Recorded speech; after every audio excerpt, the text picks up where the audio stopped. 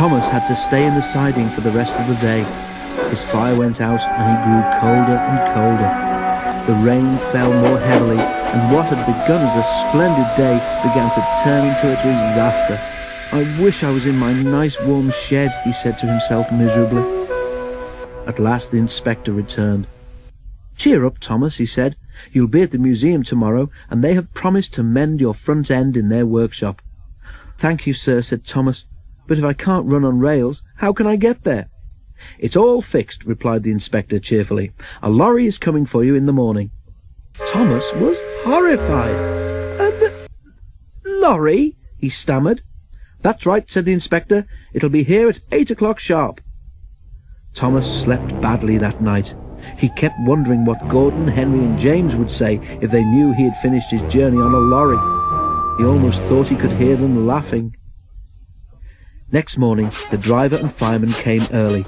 Diesel came to push Thomas out of his siding and along towards the road, where they found the lorry waiting. A steel cable was fastened to his coupling.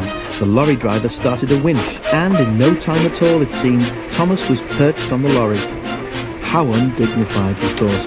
But he found, as they went along, that he had a marvellous view of the countryside, and time to enjoy it too. But Thomas soon began to feel bored.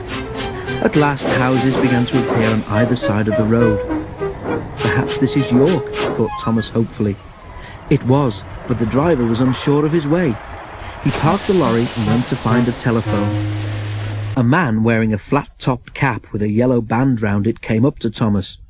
"Hello," said Thomas. Said the man.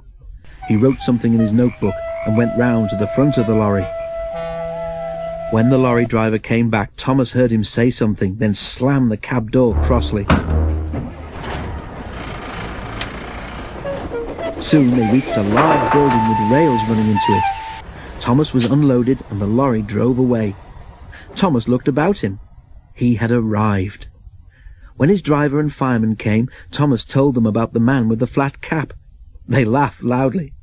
"How do you do it, Thomas?" spluttered the driver when he could speak. "That will make the Fat Controller's day.